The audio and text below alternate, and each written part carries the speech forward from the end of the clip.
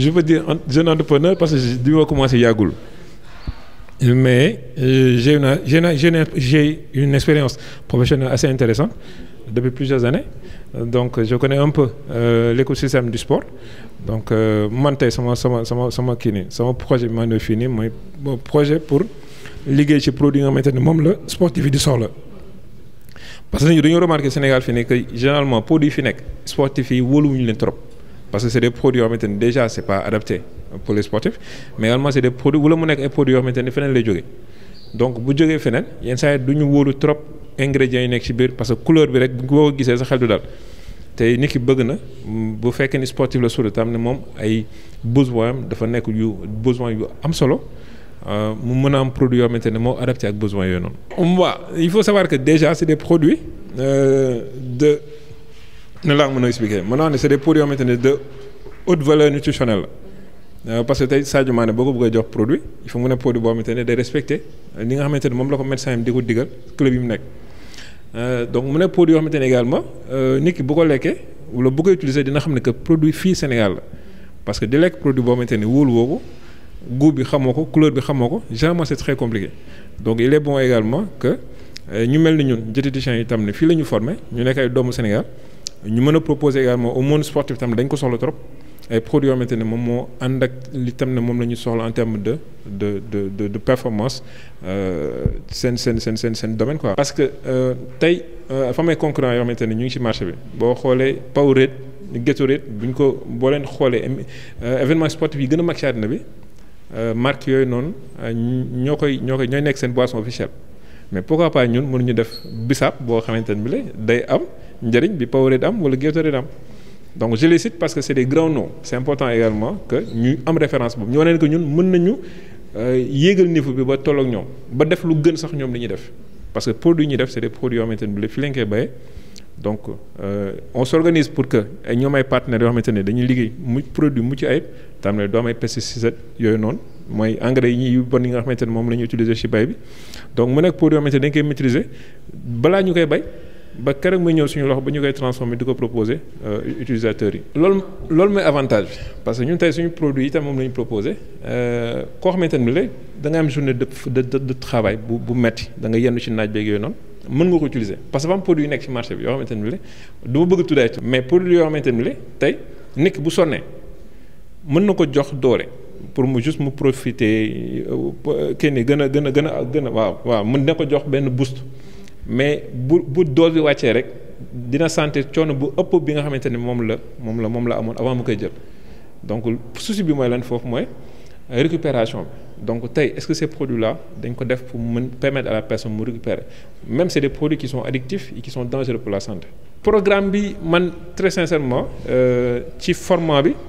mais également ci contenu bi laa bëgg wax parce que ñaar yëpp dafa am solo trop déjà en 10 jours ñu dëxëñ ci lu bari loo xamante ne mën naa wax ni que bi may dugg si fii nii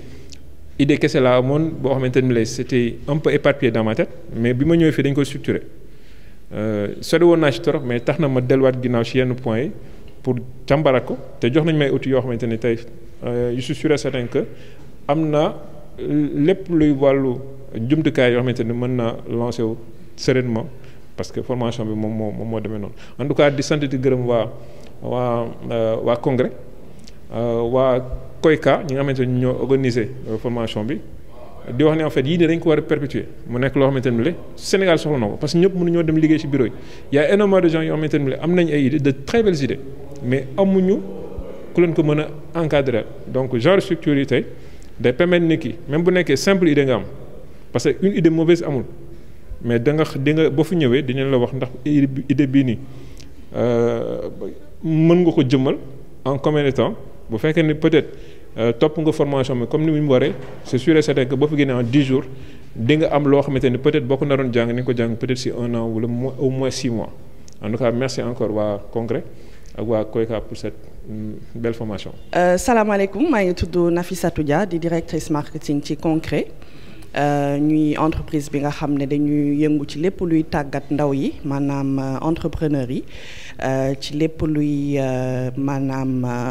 jublu ci sa liggéeyu bopp li ñu naan entrepreneuriat ci kàllaama tubaab. alors rencontre bi benn initiative la boo xam ne ay partenaires ñoo booloo di ko def ñu koy wax KPC ak coopération coréenne KOICA programme bi mu ngi tudd Idea Lab ñun itam concret ñu ciy yëngu di leen gunge par rapport ak li ma la wax muy wut ay ndaw tàggat leen ci wàllu créer seen entreprise bopp. waa li tax ñu créer ko dañu gëstu seetlu ne xëy am liggéey doon na lu jafe te entrepreneuriat nekk na domaine boo xam ne domaine avenir la maanaam nga am sa xalaatu bopp sanc sa entreprise bopp nekk na loo xam ne mu ngi am mujjanteel bu am succès fii ci Sénégal ndax nit ñi léegi ndaw ñi am nañ seen xalaatu bopp di taxawal ay entreprise yoo xam ne dañuy contribuer ci économie dëkk bi maanaam lépp luy jàppale nit ñi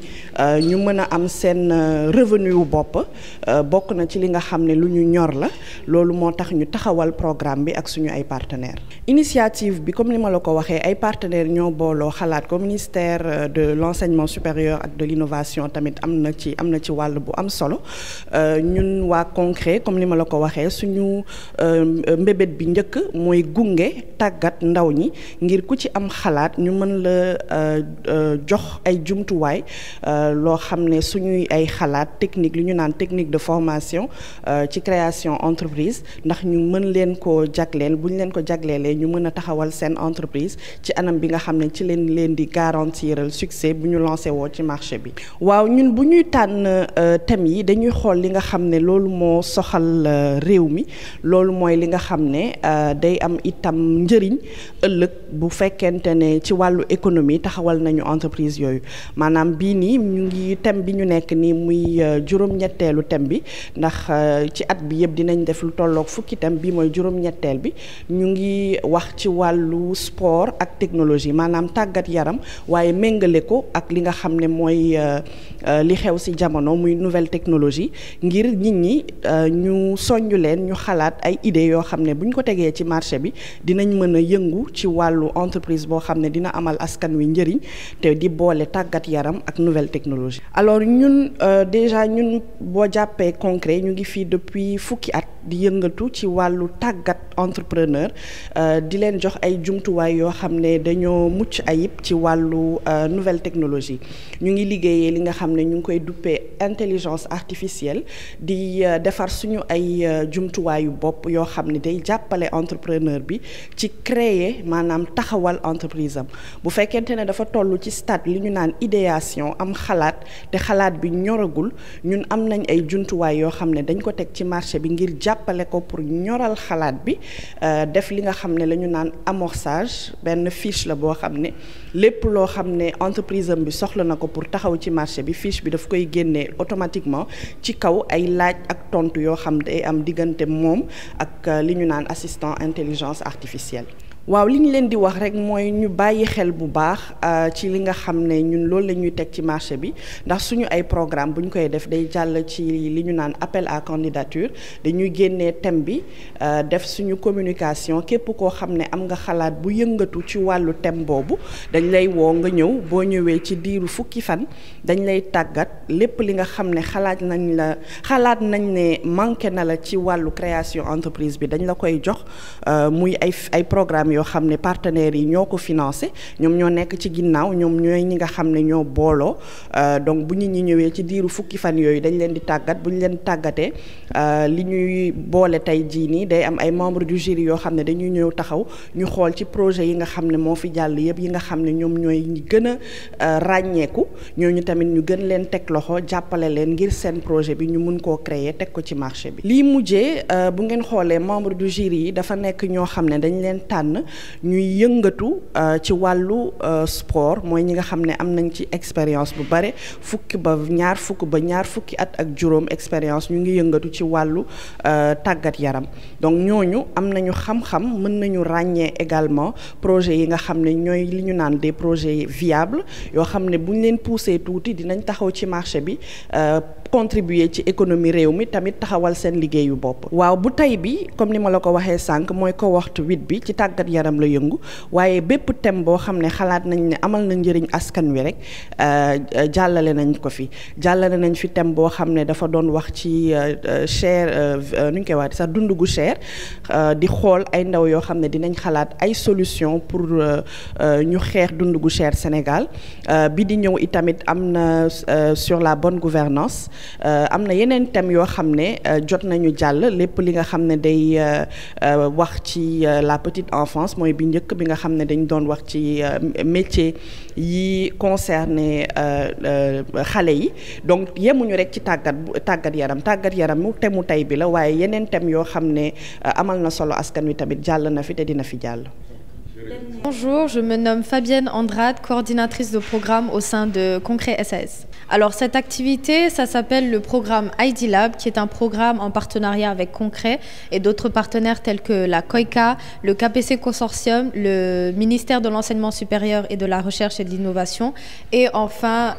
tous ces partenaires-là sont là pour un programme dénommé ID Lab, qui est un programme qui accompagne des entrepreneurs en stade d'idéation et qui souhaiteraient se lancer sur le marché. Et donc on les forme avec des compétences techniques en entrepreneuriat pour pouvoir se lancer et même démarrer sur leur étude de marché. Les objectifs, c'est de pouvoir former des entrepreneurs qui ont tout simplement une idée et qui souhaiteraient pouvoir lancer leur entreprise de manière beaucoup plus efficiente et donc d'avoir toutes les connaissances techniques et compétences pour leur permettre de pouvoir démarrer en sécurité et avec assurance, avec tous les éléments qui leur permettront de pouvoir proposer une solution qui est en adéquation avec les besoins sur le marché. Alors ces entreprises passent par un appel à candidature et répondent à un certain nombre de critères et sont évaluées par l'équipe de Concret, donc l'équipe de sélection. Et donc ces critères-là regroupent à la fois une idée qui répond à un réel besoin sur le marché et en correspondance également avec le secteur qui est visé selon la cohorte en cours. Après ça donne, le programme il se divise en plusieurs cohortes thématiques. Donc chaque cohorte au cours de l'année, donc il y a des cohortes par mois et chaque cohorte a une thématique. La cohorte actuelle est la 8e cohorte qui porte sur le sport et la technologie. Et à chaque fois, il y a un certain nombre, donc il y a un quota de 20 entrepreneurs qui seront accompagnés tout au long de 10 jours de formation et qui proposeront des solutions dans le secteur du sport et de la technologie. Alors oui, effectivement, nous avons un site web, donc kpcidlab.com, qui regroupe l'ensemble des réalisations du programme depuis 2023, d'ailleurs 2022, qui a commencé depuis 2022 et il y a un bon nombre d'entreprises qui se sont déjà lancées, qui ont déjà même commencé à avoir des sources de revenus, donc générer des revenus et qui actuellement sont en pleine expansion et qui d'ailleurs sont transposés à d'autres programmes dans lesquels à la clé il y a des financements et des subventions post-programme ID Lab. Alors pas dans le programme ID Lab parce que c'est typiquement de la formation, mais il y a des programmes dans lesquels on positionne les entrepreneurs qui sont promoteurs, donc spécifiquement les lauréats d'ailleurs. Donc lorsqu'il y a des lauréats à chaque cohorte, ces lauréats-là sont tout simplement boostés et mis sur d'autres plateformes pour avoir un plus rapide tremplin avec des financements et subventions dépendamment du programme dans lequel ils sont placés. Alors l'impact sur la création d'emplois, c'est que chaque entrepreneur, ce qui est demandé, c'est qu'il puisse à la fois, lorsqu'il se lance, pouvoir générer déjà du revenu et avoir idée en tête de pouvoir recruter des personnes. Donc l'impact, c'est que justement ces entrepreneurs-là vont avec cette initiative de pouvoir créer et pouvoir coopter soit des stagiaires, soit des prestataires, etc. Et ce qui se passe souvent, c'est qu'ils trouvent des collaborateurs en pleine cohorte. Donc, ils peuvent se retrouver avec une ou deux personnes. Donc, le quota, on va dire en moyenne, un entrepreneur se retrouve à la fin de peut-être 6 mois, 1 à 2 nouveaux employés dans son entreprise lancée. Alors, c'est eux-mêmes qui ont voulu monter ce programme-là. Donc, l'objectif final, c'est de créer un centre d'incubation innovant au Sénégal. Et leur objectif au travers de nous, donc ils ont 4 volets. Le programme de pré-incubation qui est ID Lab, le programme d'incubation qui est MVP Lab, le programme de mentorat et le programme de post-incubation. Donc dans ces 4 volets-là, leur objectif final, c'est de pouvoir créer un centre de renforcement à l'entrepreneuriat, d'accompagnement à l'entrepreneuriat au Sénégal. Et donc comme je disais tout à l'heure, il y a la coopération coréenne, la COICA, le KPC Consortium qui est un ensemble d'autres organisations qui se sont réunies en consortium, le MESRI, et enfin concret. Donc leur objectif, par exemple, le MESRI, c'est de toujours pouvoir promouvoir l'entrepreneuriat, la création d'emplois et la génération de revenus et le développement économique au Sénégal. Et au travers de la COICA, c'est toujours aider dans la coopération internationale, la coopération avec le Sénégal, de pouvoir développer les interactions et la promotion justement de facteurs de levier de développement économique. Alors Concret est une entreprise qui est dans le secteur de l'accompagnement à l'entrepreneuriat depuis 10 ans maintenant, depuis 2014, et on se positionne comme une entreprise qui propose justement des solutions innovantes et qui a développé un système d'accompagnement à l'entrepreneuriat assez intelligent, donc c'est-à-dire notamment avec des solutions dont une intelligence artificielle qui s'appelle Hey Adja, qui permet justement de générer en quelques secondes une fiche d'amorçage qui permettra à l'entrepreneur de se lancer très rapidement et facilement, avec d'autres solutions telles que Let's Go Become, qui sont des plateformes ou des logiciels qui permettent justement de pouvoir gérer l'accompagnement d'entrepreneurs au Sénégal de manière beaucoup plus efficace, rapide et intelligente. Et donc nous, sur ce secteur-là, on se positionne comme une entreprise clé et une entreprise incontournable qui, lorsqu'elle accompagne ses entrepreneurs, même d'ailleurs avec les retours, toujours des retours positifs et avec de l'impact, et nous l'avons noté, de l'impact dans l'écosystème au Sénégal.